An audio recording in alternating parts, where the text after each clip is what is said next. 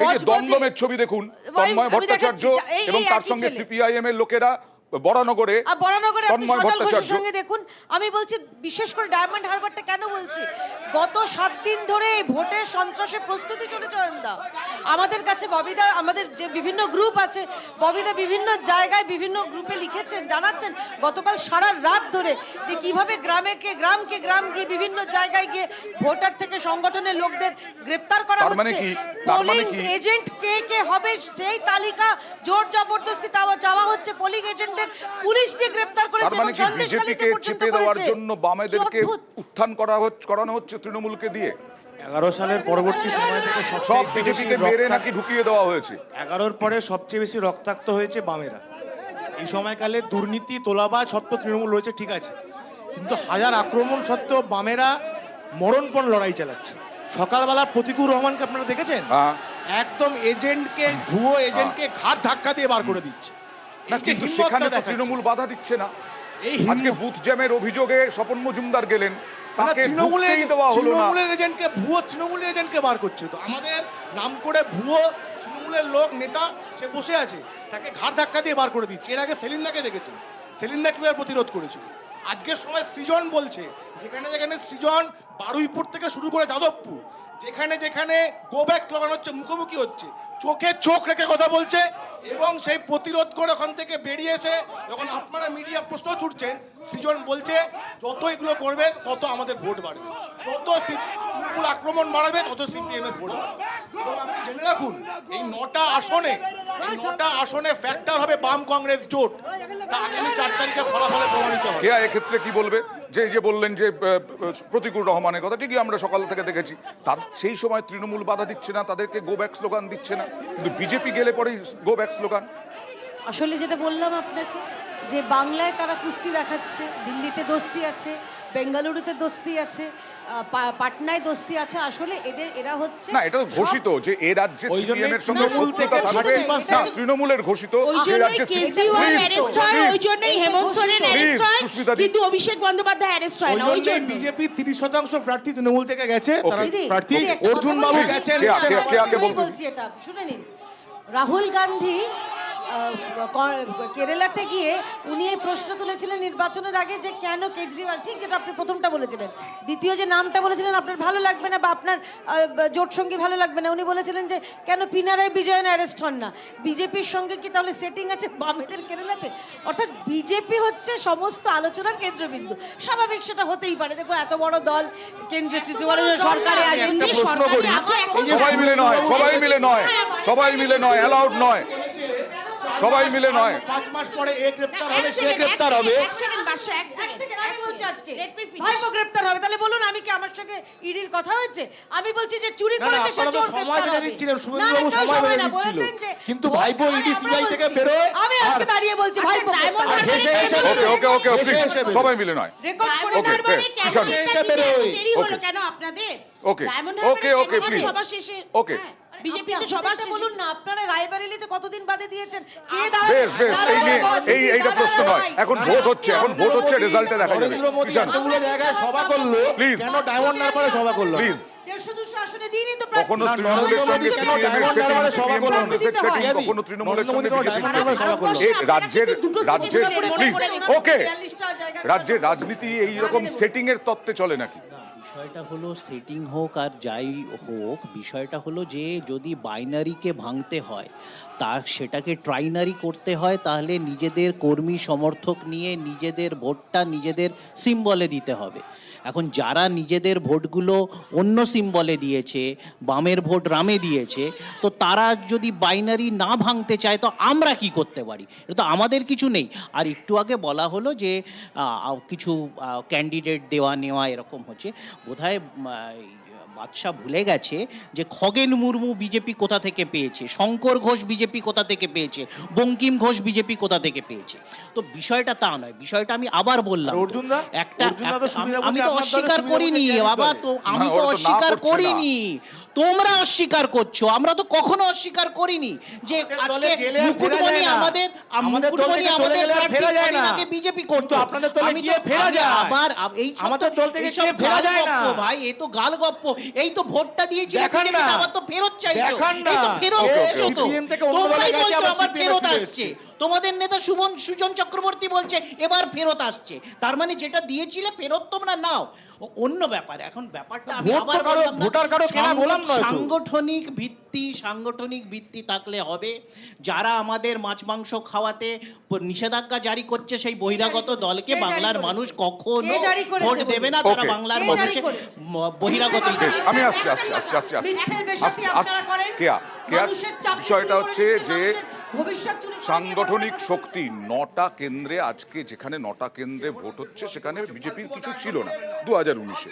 সেই 9টা কেন্দ্রে সাংগঠনিক শক্তি যদি না থাকে তাহলে দেবশ্রী চৌধুরী কি করবেন, তাপস রায় কি করবেন, বা অভিজিৎ দাস কি এটা করবেন? আপনাকে কে বলবে সাংগঠনিক শক্তি নিয়ে? তৃণমূল বলছে। আপনি তৃণমূলের প্রশ্নটা হয়ে প্রশ্ন করছেন কেন? আমি বলছি আমাদের তৃণমূলের ভারতীয় জনতা প্রশ্ন, পার্টি তৃণমূলের দাবি, সেটা নিয়ে প্রশ্ন না না করবো দাবি না। না, আপনি প্রশ্ন করছেন কেন? আপনি বলতে পারেন তৃণমূলের বক্তব্য। হ্যাঁ, তৃণমূলের সেটা বলুন। বক্তব্য। এটা প্লিজ অ্যাড হ্যাঁ। করুন যে তৃণমূলের বক্তব্য অনুযায়ী আমাদের পার্টিতে কি সংগঠন আছে না যে তৃণমূলের কাছে জবাবদিহি করতে হবে?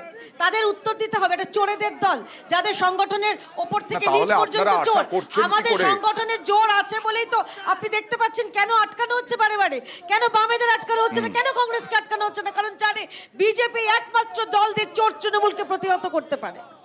একটা কথা একটু বলার ছিল, আমি আসছি হ্যাঁ, আমি একটা সবটা কথা নিয়ে তারপর একটু- যাবো। একটুখানি বলতে চাই কিষাণুদা, সবচেয়ে বড় কথা হচ্ছে ভোটার কিন্তু কারোর কেনা হয় না, ফ্লোটিং ভোটার হয়তো কাউকে এক সময় ভোট দিল, আবার তার মনে হলো একটা সময় যে না এ সঠিক নয়, আমি তো আমি অস্বীকার আরেকজনকে করছি ভোট না। দেব, সে তখন তাকে ভোট করছি দেয়। না তো। এবং আমাদের যেমন একটা Claim তো পার্টিকুলার ওখান কোন থেকেই দলে এসেছিল যে আমাদের লোকেরা এবার BJP তে ভোট ডেফিনিট দেবে। একটা কোন দলে যখন ডেফিনিট কিছু ভোটার থাকে, সেরকম কিন্তু কিছু ফ্লোটিং ভোটার থাকে, এবং আমাদের ফ্লোটিং ভোটারের সেই ভোটিং ভোটারের উপরেই নির্ভর করে ভোটিং ভোটারের সুইংটা। উপরেই নির্ভর করে কে সরকারের ক্ষমতায় আসবে। একদম। এক নম্বর। আর দু Okay. নম্বর আরেকটা কথা আমি শুধু বলতে চাই, বিশারদা একটা অদ্ভুত জিনিস লক্ষ্য করছি, এই গো ব্যাক স্লোগান আর চোর সেনকে দীপশিতাকে পর্যন্ত চোর স্লোগান দিচ্ছে, মানে উল্টো যেহেতু না, আপনারা চোর আমি এই শুনছেন প্রসঙ্গে একটা আসি। সেহেতু চোর যেহেতু বলছেন। আমরা দেখলাম যে আপনারা কেয়া এটা বললেন না কেন- সিপিআইএম কে বাধা দিচ্ছে না, কংগ্রেসকে বাধা দিচ্ছে না, কেয়া ঘোষকে তো সরি মাফ করবেন,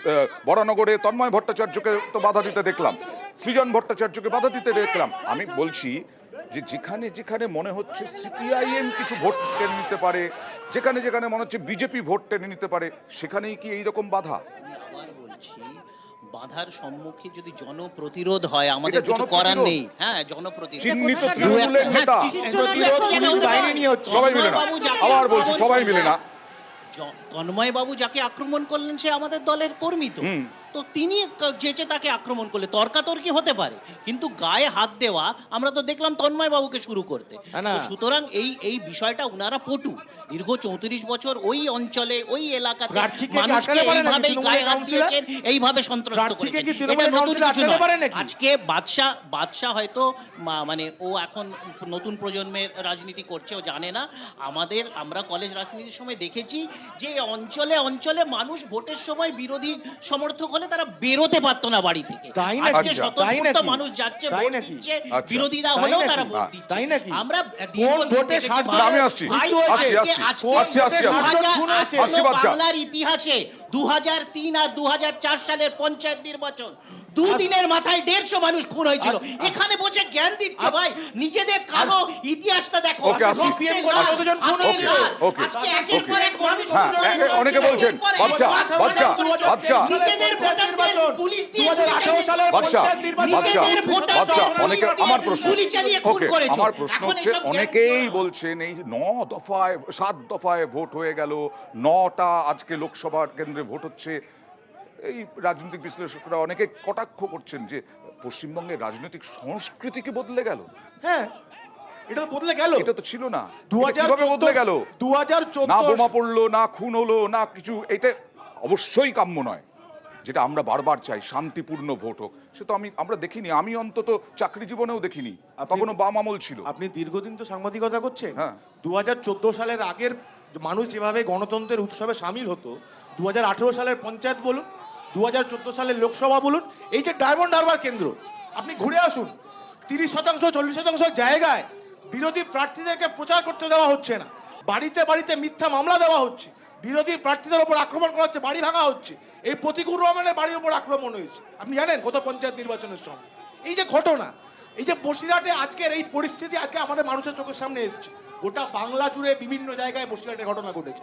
রামপুরহাট আমরা ভুলে যাব, এগরা আমরা ভুলে যাব, যেখানে দাঁড়িয়ে তৃণমূল কংগ্রেসের নেতৃত্বে বোমা তৈরি কারখানা ঘটেছে, আমরা ভুলে যাব। মারিচাপি বিজন আর এই পুরনো রেকর্ড বাজাবেন না, পুরনো রেকর্ড কেন এই পুরনো ভাই? রেকর্ড বাজাবেন নিজে না, মাস মার্ডার আপনি করেছে পুরনো তোমার রেকর্ড দল। বাজাবেন না, একটা বসতি, একটা পুরনো প্রান্তিক রেকর্ড বাজাবেন তপশিলি না। মানুষদের ওকে, বসতি ওকে, পুরো ওকে, গ্রামকে ওকে। গ্রাম ছাড়িয়ে দিয়েছো। তৃণমূল এই যে কংগ্রেস সন্দেশখালির যে বেশ, পাশে, বিশ্বজিৎকে দিয়ে এই শেষ যে- করবো এই যে এই মারিচাপি পর্বটা। কিভাবে মানুষ মেরেছে? বিশ্বজিৎ এটা কি যা বলছেন বাদশা, তাতে কি চুপচাপ আক্রমণ এই পলিসি এখন?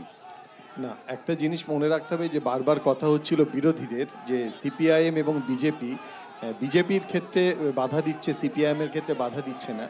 একটু যদি 19-এর নির্বাচনের ভোটিং পার্সেন্টেজটা দেখো, বিভিন্ন সময় সিট তো এলোমেলো হয়েছে, বেড়েছে কমেছে, কিন্তু শাসক দলের ভোটের যে পার্সেন্টেজটা সেটা মোরলেস সেম রয়েছে।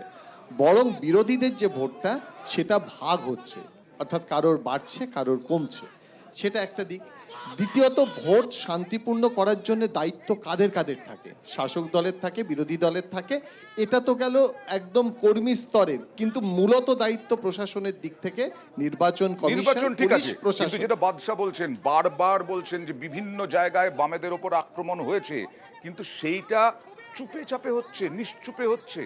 না, সেটা নিশ্চুপে হলে তো সংগঠন তো এই কারণেই নির্বাচনে গুরুত্বপূর্ণ। নির্বাচন তো যেটা তুমি বলছিলে যে এই যে ফ্লোটিং ভোট কিসের দ্বারা নির্ধারিত হয়? কন্টেম্পোরারি ইস্যু আর সংগঠন।